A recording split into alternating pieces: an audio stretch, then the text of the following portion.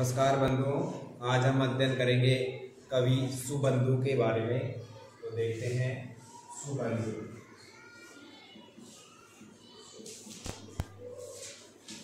कवि सुबंधु जिनका जन्म 600 से 700 ईस्वी के मध्य माना जाता है।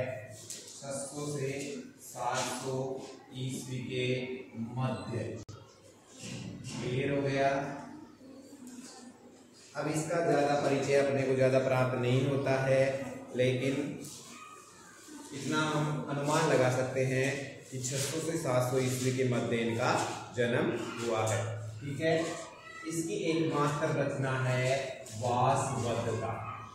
इनकी एकमात्र रचना है वासवदत्ता। क्लियर हो गया। और हम यहाँ पर वासवदत्ता का पूर्ण परिचय प्राप्त करेंगे। तो देखो, वासवदत्ता में कंदर्प केतु, राजकुमार कंदर्प केतु और वासवदत्ता के परिणय और परिणय के बारे में जानकारी प्राप्त होती है। क्लियर। परिणय आपको बताया था इसमें, और परिणय मतलब विवाह संस्कार के बारे में हम ज्ञात कर रहे हैं। ठीक है। तो अब देखो, यहाँ पर पदों में क्या है, कठिनता है। पदों में क्या है, कठिनता है। ठीक है। कठिनता होने के कारण और पद क्या है, बड़े बड़े पद। कैसे हैं, बड़े बड़े पद हैं। जब बड़े बड़े पद होंगे और पदों में कठिनता होगी तो आपको बताया था कौन सी रीति होगी, गौड़ी रीति। क्लियर हो गया। यहाँ पर गौड़ी रीति का प्रयोग किया गया है सुबंधु के द्वारा। ठीक है। यहाँ पर हमें अधिकतम श्लेष अलंकार का प्रयोग मिलता है। कौन से अलंकार का, श्लेष अलंकार का।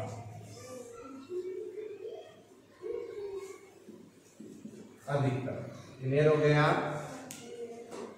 देख लिया हमने इतना। इसके बाद में हम देखें तो यहाँ पर बाण भट्ट की एक उक्ति है। कवि बाण एक उक्ति है। क्या है, कवि नाम गलत दर्पो। कवि नाम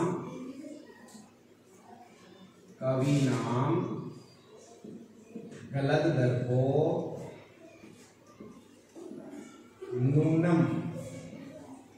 नूनम वासवदत्तया। अर्थात कवि नाम कवियों का गलत गल जाता है। दर्प घमंड, कवियों का घमंड गल जाता है। नून हो जाता है। वासवदत्तया, वासवदत्ता के अध्ययन से कवियों का जो घमंड है वो क्या हो जाता है, गल जाता है, नूनम हो जाता है।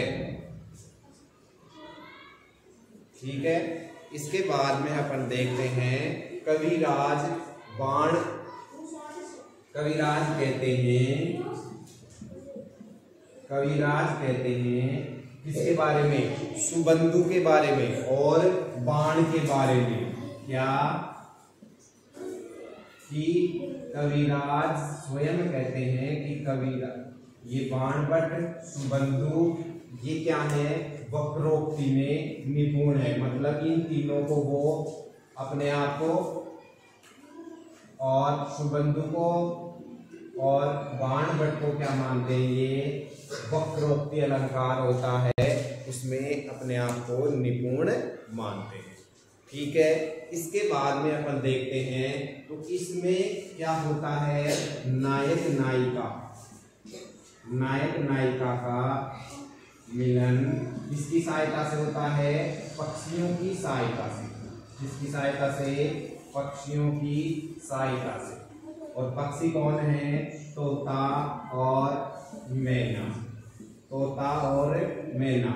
और मैना को संस्कृत में क्या कहते हैं, सारिका। और इस सारिका का नाम है कमालिका।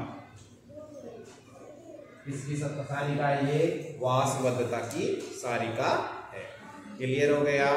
कंदर्प केतु, यहाँ पर कंदर्प केतु का एक मित्र है, कंदर्प केतु का मित्र है, उसका नाम है मकरंद। इनमें से अपने को प्रश्न पूछे जा सकते हैं किसी भी प्रकार से घुमाकर। क्लियर हो गया। अब अपन इस वासवदता के बारे में संपूर्ण जानकारी प्राप्त करेंगे। ठीक है, तो देखो यहाँ पर एक चिंतामणि नामक राजा था और उसी का पुत्र था कंदर्प केतु। उसी का पुत्र कौन है? कंदर्प केतु। तो कंदर्प केतु निद्रा में था, सो रहा था, उसको अचानक से स्वप्न आता है। स्वप्न में एक सुंदरी दिखाई देती है, तो वो सुबह उठ के उसकी खोज में अपने मित्र मकरंद के साथ में चला जाता है। अब दिन छिपने को होता है, तो वो विंध्य पर्वत है, विंध्य में क्या करता है? शरण लेता है और एक पेड़ की छाया में, एक पेड़ के नीचे बैठ जाते हैं आराम करने के लिए।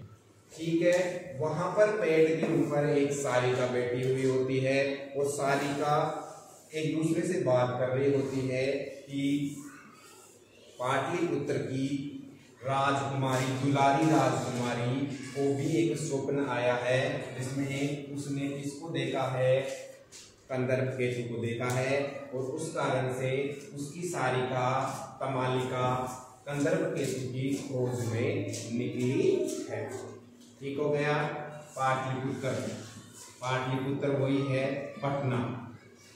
पाटलिपुत्र की राजकुमारी कौन है? जो इसको दुलारी राजकुमारी कहते हैं, मतलब। ठीक है, तो वासवदता किसको भेजती है? कमालिका को। इसके बाद में ये जानकारी प्राप्त होती है और तोता मैना की सहायता से उनका मिलन होता है। इसके बाद में क्या होता है? वासवदता के पिता, इसके पिता वासवदता के पिता हैं श्रृंगार शेखर नाम के उनके पिताजी हैं, जो क्या चाहते हैं? विद्याधर नाम का राजकुमार है, राजा है, जिससे क्या चाहते हैं? विवाह करना इसका वासवदता। ठीक है, लेकिन वहां पर वो क्या करते हैं? एक जादू के अश्व पर बैठकर कौन चले जाते हैं? कंदर्प केतु और वासवदता। क्लियर। कहाँ पे चले जाते हैं? ये विंध्य। अब वहां पर वो विश्राम कर रहे होते हैं और वासवदता रात्रि के समय में उठकर जंगल में चली जाती है, और जंगल में किरात नाम के दो दल थे। वो क्या करते हैं? वासवदता के लिए लड़ाई झगड़ा प्रारंभ कर देते हैं, उनको उसका हरण करने का प्रयास करते हैं और आपस में लड़ने लग जाते हैं। इसी परिस्थिति में वासवदता वहां से निकलकर चली जाती है और एक ऋषि के आश्रम में पहुंच जाती है। लेकिन ऋषि के आश्रम में क्या था? एक श्राप था। ऋषि के आश्रम में पहुंच गई। ऋषि के आश्रम में श्राप था कि वहां पर कोई भी स्त्री का प्रवेश हो गया तो वो क्या बन जाएगी? पत्थर की बन जाएगी। तो जैसे ही वो ऋषि के आश्रम में पहुंची और वो वासवदता क्या बन गई? पत्थर की बन गई, शिला बन गई। ठीक है, शिला बन गई। और उसके बाद में कंदर्प केतु का शयन टूटता है, निद्रा टूटती है, जागरण होता है, तो वो वासवदता को नहीं पाता है और वो आत्महत्या के लिए तैयार हो जाता है। उसी समय आकाशवाणी होती है, आप ऐसा ना करो। आकाशवाणी होती है और उसमें कहा जाता है कि आप आत्महत्या ना करो। फिर सुबह ये कंदर्प केतु क्या करता है? खोज करता है वासवदता की, और वासवदता की खोज करके उसका पता लगाता है।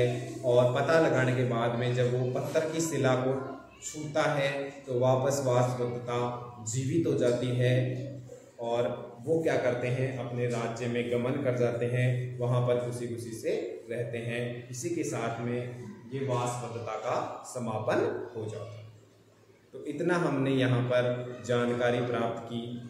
यह एक कथा है, ध्यान रहे। वासवदत्ता क्या है? कथा है। कथा का मतलब आप समझते हो कि यह कवि कल्पित है। क्या है? कवि कल्पित, मतलब ये कोई वास्तविकता से इसका कोई लेना देना नहीं है। क्लियर हो गया? अगर आपको यह वीडियो अच्छा लगे तो लाइक शेयर सब्सक्राइब जरूर करें।